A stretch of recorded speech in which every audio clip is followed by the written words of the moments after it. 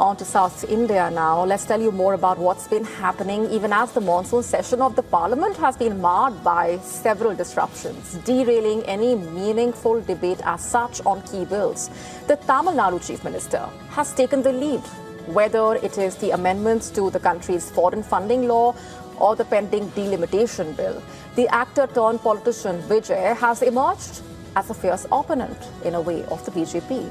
On Tuesday itself, the Tamil Nadu Assembly approved a resolution tabled by the TVK government urging the centre to withdraw the FCRA amendment bill. And speaking on the bill, the state's education minister asserted that its provisions may adversely affect the autonomy of charitable organizations and educational institutions run by the minority communities. This came barely a day after representatives from Christian and Muslim organizations met Vijay at the state secretariat. The delegation, comprising bishops, basically discussed matters pertaining to minorities amid growing pressure by the opposition. The centre agreed to send this bill to a joint parliamentary committee a few hours earlier. Let's also take a closer look at how exactly this bill will be impacting NGOs. The government has basically proposed the creation of a designated authority that can take over control of assets of any NGO whose registration has expired or has been cancelled. Even institutions built with partial foreign funds like schools and hospitals could be taken over.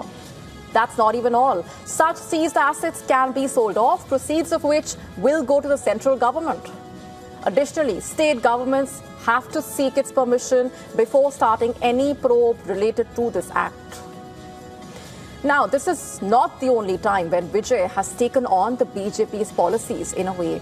A day earlier, the Tamil Nadu Assembly passed another resolution seeking the abolition of the National Eligibility Cum Entrance Test, or NEET, for the undergraduate medical admissions. It also requested the BJP-led centre to allow states to grant medical admissions based solely on Class 12 exam scores, citing financial and psychological pressure on the families.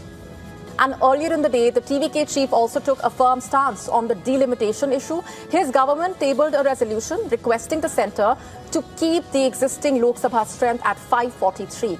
Vijay also demanded immediate implementation of 33% reservation for women in the parliament and state assemblies based on their current strength. The TVK chief highlighted that more women had voted than men in the last assembly elections. Interestingly, this resolution also got the backing of the DMK, after which it was unanimously adopted by the House. From the Kaveri water dispute matter to other issues, it's increasingly emerging that Vijay is trying to also surface as a key challenger to the BJP in a way, and in turn further bolster his party's standing in the state. UNESCO has warned the Taliban's ban on girls and women from education could cause decades of damage to Afghanistan. With millions of girls already shut out of school, the warning comes as the Taliban's crackdown on women and girls continues.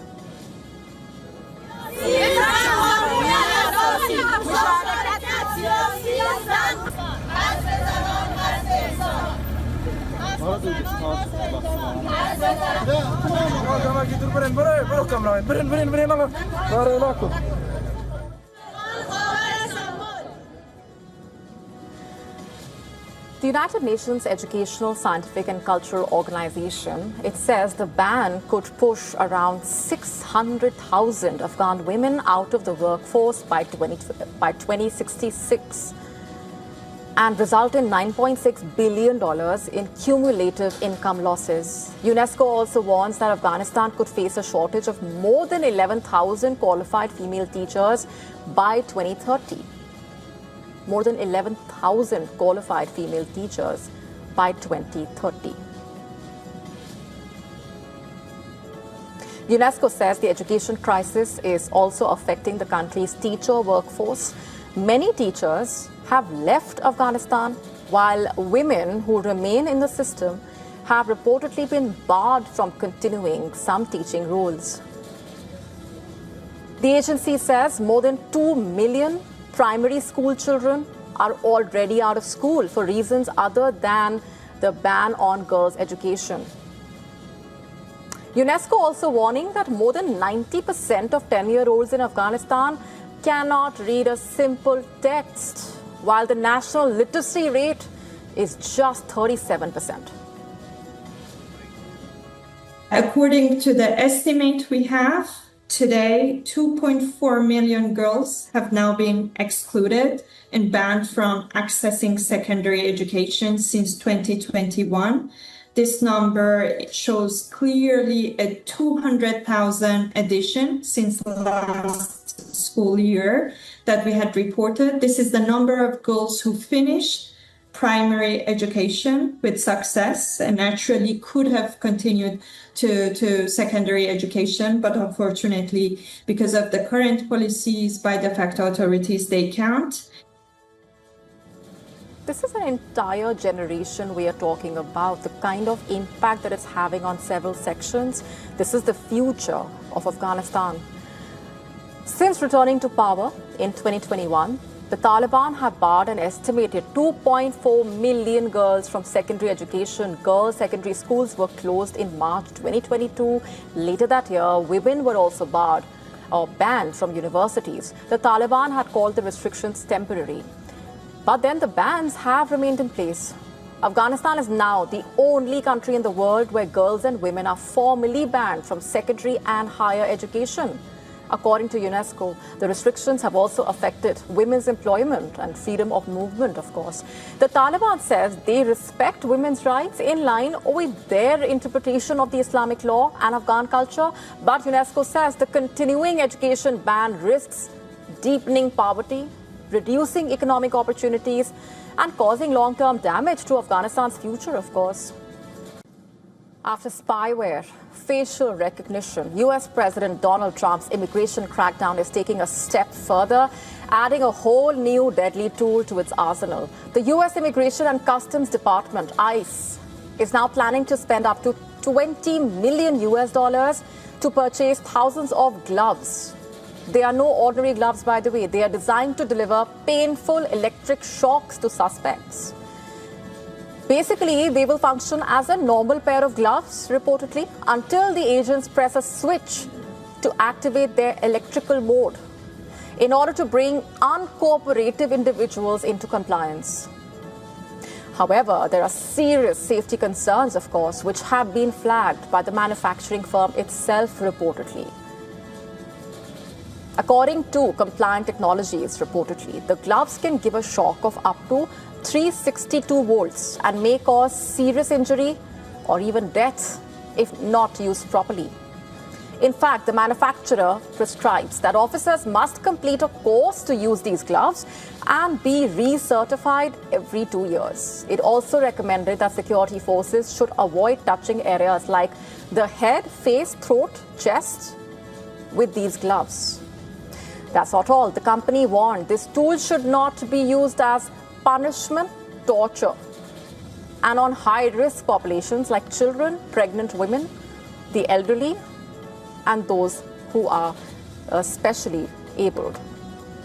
However, activists have also expressed alarm at this plan, as ICE is already facing criticism over their use of brute force against alleged illegal immigrants, with at times little oversight or accountability, allegedly.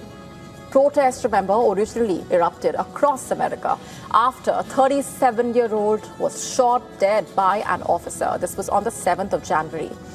This was followed by a series of such cases. Also, over 50 people have reportedly died in custody since January last year, when Trump started the second term as US president. Now, public support for Trump's immigration crackdown, where is it standing? It's also waning, it seems, according to a recent opinion poll conducted by YouGov, which surveyed over 1,600 US citizens. 1,600. Over half of them complained that ICE is using too much force. Nearly half of the respondents expressed no confidence in this federal agency and demanded its abolition. As per the poll, only 1/4 of Americans believe that the suspects who are deported are criminals in reality. And this also comes at a time when living conditions in these detention centers have come under intense scrutiny. A lot of questions have been raised. Recently, a family from a man from El Salvador who died in such facility, allegedly, in New Jersey, alleged medical negligence by the authorities. When he left the detention center, he was already dead. I have a recording they gave me at the hospital saying that when he arrived, his heart had stopped. Hakeem Jeffries, the minority leader in the U.S. House of Representatives, called for a closure of this detention center. He also accused Trump of lying to Americans on the alleged weaponization of ICE. Instead, being used by ICE and Donald Trump's violent mass deportation machine to brutalize and kill American citizens and law-abiding immigrant families. Donald Trump lied to the American people. He said that immigration enforcement in this country was going to target the worst of the worst. That's not what has been happening. And while ICE recently announced that its field officers will be equipped with body-worn cameras by the end of September, amid intensified pressure for accountability, it issued a key caveat. While taxpayers' money is being used to buy these cameras, the footage only will be released if it is in the best interest of the agency to do so.